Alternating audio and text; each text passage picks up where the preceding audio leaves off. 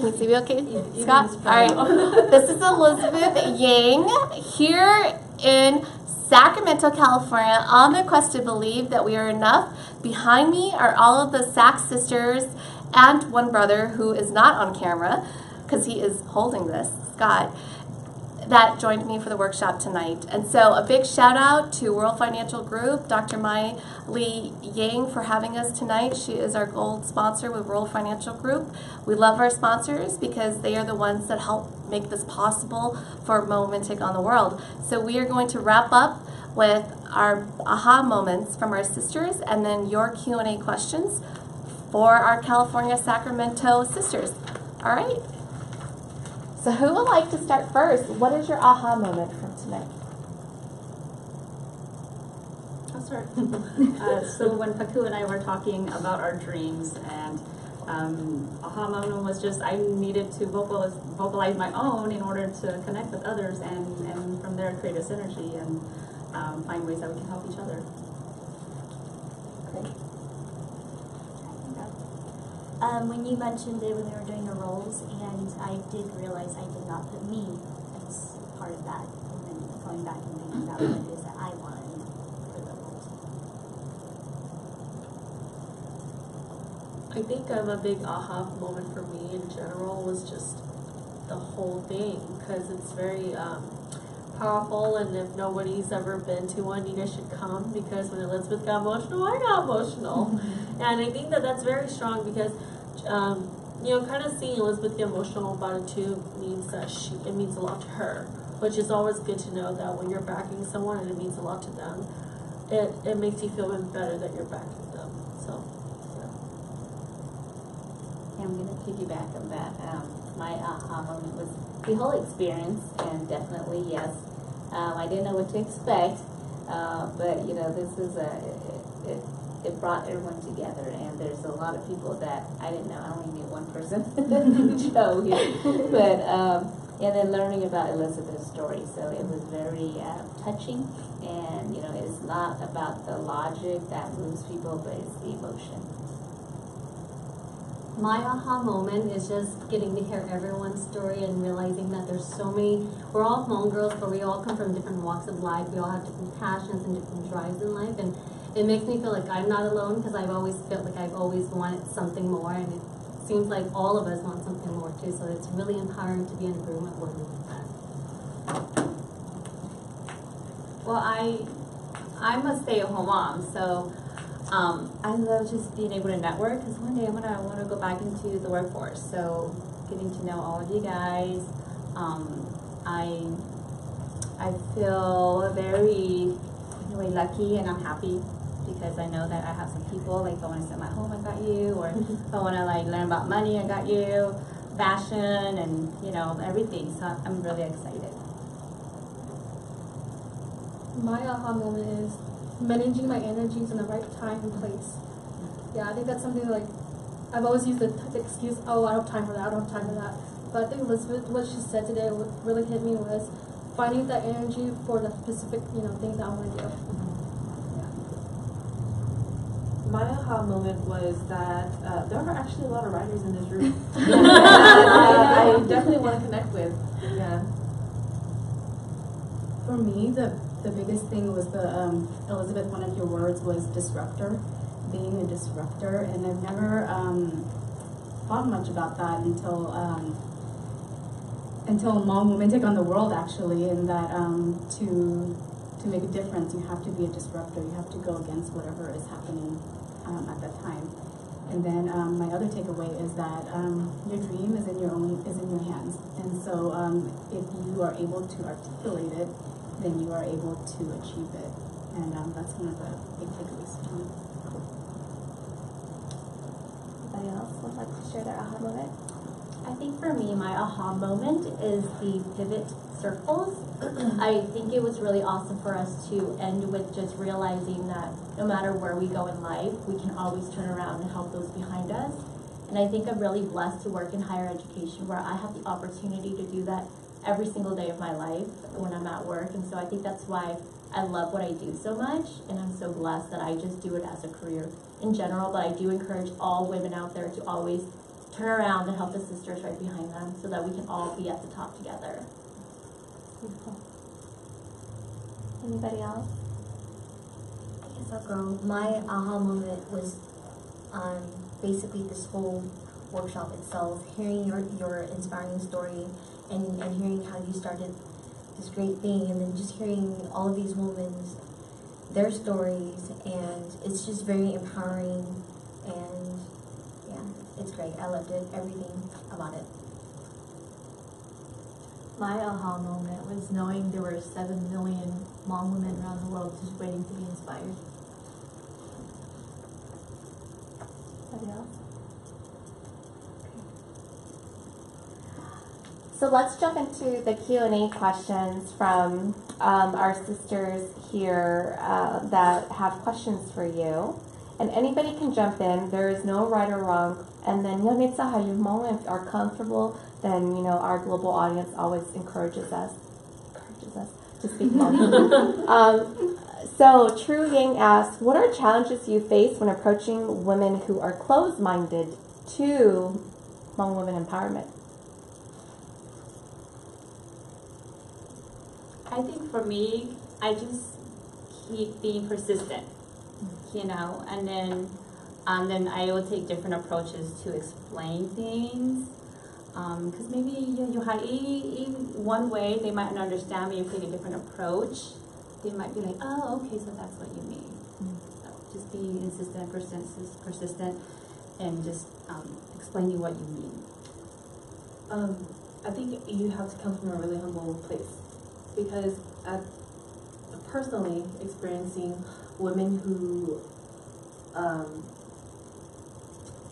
really put empowerment of just women in the forefront, it's not very good experiences, just because they're coming from a place of privilege, or they're coming from a place of a place where they already have worldly experiences, and coming back to the community with that mindset, it's not very approachable, it's not friendly. And so if you are trying to empower your fellow sisters, coming from a very humble space would be better. I think in my personal experience, the reason why someone's not taking your approach is because they don't understand it from their perspective. So I think the most important thing that I would recommend is try looking at it from that person's perspective, the one who's being very stubborn, and try to understand why they're not understanding where you're trying to come from in terms of empowerment. And I think once you get from their perspective, then you can figure out ways to weave in to them so they can kind of get your perspective. And even if it doesn't happen in that first try, there's many trials that you can go through in order to get them on board. Like, don't consider it as like a one-shot deal, like you have to just do it then and they're going to understand. I think sometimes it's trial and error until they finally understand. Anybody else want to add to that? I think something to keep in mind is not to take it personally. If they're not feeling like in that moment they want to be empowered the same way that you are, not to take it personally, because we never know what season of life somebody is in and what they're going through at that time, and maybe they're not ready for the type of empowerment that you are currently experiencing. So that's something that I always keep in mind. If somebody doesn't want to be empowered at that moment in that same way, to not take it personally. What are the challenges you face when approaching Hmong communities about women empowerment as a whole? So maybe this is not about another Hmong sister, but just in general the community here in Sacramento. Or I know some of you are from local areas, but just in general the Hmong community. Well, I think for me, I'd go off of what Pa said. If you can only do what you can to try to educate them, and don't take it personally if Luchi understand Gala, or they feel like, why would you say that? Because maybe they're coming from a place of not understanding Hmong women empowerment. So I'd say do your best to educate them, do your best to educate the community, understand that not everyone thinks like you. All you can do is try to share with them what you have, and it's really up to that person if they want to accept it or reject it. You're just here to do what you can. And so like Pa said, I think it's really important to just not take it personally. think coming from experience, last year I was at table for Hmong Women Today at Stockton New Year, and it was my first time tabling. And so you're gonna be approached by a lot of Hmong elders who don't know what empowerment means, right, or the concept is. So for us, we're like, good luck, just explain Hmong to them what we do. I'm like, oh, okay. And so I think during the whole process, it went really well, because a lot of Hmong elder women will come up and say, oh, what do you guys do? And we'll explain to them. They're like, oh, it's good, because we need more of that. You know, I wish I had that when I was younger. I would tell my daughter-in-law about this. And later on, like the old lady would bring up her daughter-in-law. Oh, this is what I was talking to you about. You know, so I feel very helpful and hopeful for the future that, you know, people are being more open-minded. Even like older Hmong men will come up to me. They're like, we need more of this in the community, because, you know, we need to uprise just not our sons but our daughters too. So perspectives are changing in the community, and it was really nice to see that, you know, happening in front of my eyes too. Yeah, I think also this movement is new, you know, and we've come a long way, but even if you look at society as a whole, it's still very sexist. So for us taking the first step, you know, it's not going to be taken, you know, well at first, right? But as long as we continue to progress and believe, you know, in what we do and what our goal and the mission is, then, you know, people will come along. But I think to make people understand is that we have to first get into their world to understand where they're at, so that we can bring them into our world. So if you are on Facebook and you are watching, we have some people watching, and you have questions you would like to ask our Sacramento sisters live, feel free to type that into the comments. So what challenges do you think Hmong sisters still face today when working in a profession, just in general here in Sacramento? Like, what are some of the common professions or industries that a lot of Hmong women are doing here that are working here?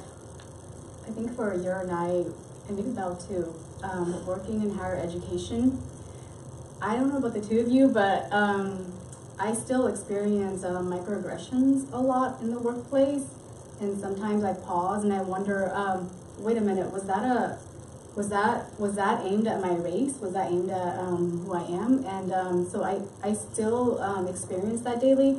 And being a Hmong woman, sometimes I try to avoid problems, but now I'm getting to the point where I'm like, okay, I'm not gonna run anymore. If it is a microaggression, I need to like say that it is, and I need to identify it, and I need to deal with it that way. So that's something that I'm experiencing as a higher education professional still in the workplace. If you two wanted to chime in. Yeah, and to just also go in a completely different direction, I think another challenge I face as a young professional is like just even trying to convince my parents when I have to go on conference trips. My dad was like, why is your husband going with you? You know, and I'm like, no, it's a conference trip. It costs like $3,000. They're not going to send my husband with me just because you feel like I need a chaperone. You know, and so I always have to have that type of conversations with my parents about why I need to go on a business trip that sends me to like Arkansas for several days, unchaperoned, in a hotel room, with like other people of like other ethnic backgrounds. And so for me, along with just like the microaggression at work, I feel like I'm still battling, even just like convincing my parents why it's important for me to be in this role at my work. And so I hope like as we continue to grow within the Hmong community, that parents become more open-minded about like the different roles that their children, whether it be male or female, play when they're outside of the home, and that would be great. Go ahead, Crystal. I was saying, I think another challenge is also not feeling like you're good enough for the workplace. I know that, especially as an entrepreneur, when you go out and you hustle for your dreams and you're on your own and you're young and there are older people in the field, they look at you and they're like, oh, you don't know anything, you know, you're not that good. And then you have to double time and extra prove to not just them, but to yourself that you do know what you're talking about. And I think that that's a big struggle, because you feel confident and then somebody comes and they shake you, and then you have to double up your confidence and say, no, I know what this is, I can do it. And I think that that's something not just Hmong women, but women in general deal with. In a sense, quote unquote being second to men when we're working. I work with my fiance, and sometimes they look to him when it's me talking, and so they have to understand that I run my business. It's we're partners, but I'm running this part of our business, and I think that's a big struggle. So let's see here online. Nia Ning Zong Ya says hello from Michigan. Nisha Shong says hello from Massachusetts. Mai Ching says Hmong Women Empowerment. Sue Vang says, hi Pa, you're an NK, so bummed I couldn't make it with you all. Lee Abley, may I make a sisters your Facebook names? Ma, hi Ololi. Lee Abley Tong Pa says, keep up the great work, ladies. Oh, okay. So, question here. What do you wish you could see more of in your Hmong community here in Sacramento?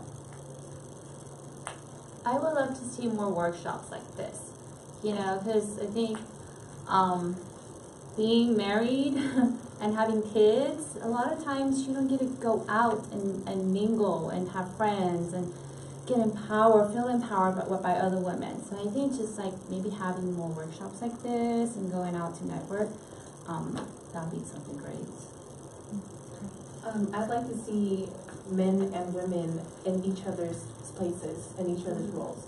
I think for me personally, we have spaces like this as women because like what you say yourself, you know, your mother was your inspiration, your mother was the one who taught you how to go out there and be this way. And I think in general, we are all like that. Or I grew up in a family where my father was progressive enough to not stop his daughters from pursuing certain goals. But at the same time, a lot of our brothers are held to a certain standard within their own community. And although education is put upon them, they always say, well, your role is at home. And a lot of our brothers are not here. They don't have spaces like this. And so to have a space for also, you know, in the future, for also our brothers as well. My brother's actually going through a midlife crisis. Calling him out on Facebook. But it's not just my brother though, because I see my cousins going through it. I see other Hmong men going through it. And as we rise, I think that we shouldn't forget our other halves.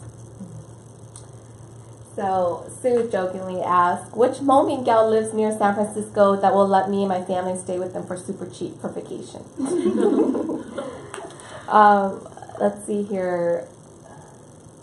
So here in Sacramento, are there schools that teach Hmong as a language here in any of the schools or university here in Sacramento? I was pointing at Stacy says, I think she could speak on that. Okay. There's a school in there. Yeah. Yes, there's charter school Yaping Shua, and then Susie B. Anthony is a Hmong and English school as well. Mm-hmm. And there's a lot of Saturday weekends programs too. There's one coming up this summer for summer camp for a 6-week in northern Sacramento, and it's open, it's free to all the kids. And then I'm also a teacher at Titi Hmong School, and we have Elk Grove in Stockton, and we've been doing every Saturdays as well too. And we're wrapping up the year too. So it's really great just to see like the Nietati kind of voicing that they need this for the kids, because we can't really do this without the parents, really. Mm-hmm. Yeah. Great. I also know of 2 high schools that actually have it as a part of the curriculum. So you can choose Hmong as a second language at Burbank High and at Grant High School. Oh, wow, that's wonderful. Yeah. Recently, Grant High School, they got a grant to teach Hmong elders, adults who don't know Hmong. So That's cool. they did that too for like a month. So that was really cool too. That's awesome. Okay, so on our Facebook Live, I did not plant this question, but they asked, what does it mean to be a Hmong woman taking on the world? I can try to approach that because I'm working on something that's bigger than myself that I can handle. So I think when I'm approaching people from, sometimes I forget to approach them from, you know, like we've been talking about their perspective, and I just assume that they'll know the terminologies that I know. And then so I've learned how to really kind of work around that and also at the same time work with a team who can use the same vocabulary to, you know, really create a community that will work well. And I think I think taking on the world is very ambitious, and you know, when you're creating like something new that's not in the community, it's very hard to explain to people your visions. And so I think for me, it's always been a challenge for me to just kind of see where it will go in the future. So I mean, it's really fun because you get to talk about, you know, hey, what's your goals? What's your dreams versus what's my dream? You know, and sharing their story. I think that right now the platform out there in social media and online, the presence in you know on the web is so good because there's so many writers that are coming out. There's so many bloggers who are coming out, YouTubers who are coming out, and they're breaking the norm. They're breaking the system of like traditional careers, and that's so great to see too. I think it means standing in your truth. And a big part of Hmong Women Take on the World is sharing your story authentically. And so when the term taking on the world doesn't necessarily mean taking on the whole world, but it could be letting yourself, your true self, be seen by the whole world, you know, and owning your story and being proud of your story and your journey of who you are. I think for me, that's the whole meaning of what taking on the world is for each individual woman herself. I did all that completely. Alright. Any final words before we wrap up the Facebook Live that you would like to leave our global sisters with? You need to take on the world too. Not just that, but everybody, friends and family, get everyone together and definitely watch the summit because I think a lot of you are going to be moved by the stories and you're going to laugh and you're going to cry. There are a lot of stories that are very emotional, but I think that a global audience can relate to every single story that we have, every single struggle. I think that's the most powerful part. So, just a couple of questions that popped up last minute here. Chelsea Hughes said, "Pa, I love that." Nia Ning Zong Ya asked, "Is it important to identify yourself as either just Hmong or Hmong American, and why?" I think it just depends on how you want to identify yourself. I personally identify myself as Hmong American because I was American born, and my lifestyle is a lot more towards the Western side, and I split it in half because when I'm at home, I'm Hmong and American, but when I'm at work, I'm all American because I live in America. So I think it's just what's important to you, but what's important to me is just identifying myself and what's truest to me, which is Hmong American. Anybody else want to add to that? Okay. So this is Elizabeth Yang with our Sacramento sisters here on the quest to believe that we are enough just the way we are. Hmong Women Take on the World is about honoring each other's journeys, connecting all of our sisters all around the world so that we can find our tribe to be inspired to take on the world in our own way. So we are signing off tonight, and can I just get a big wave from everybody to say goodnight? And we are out. You good, Scott?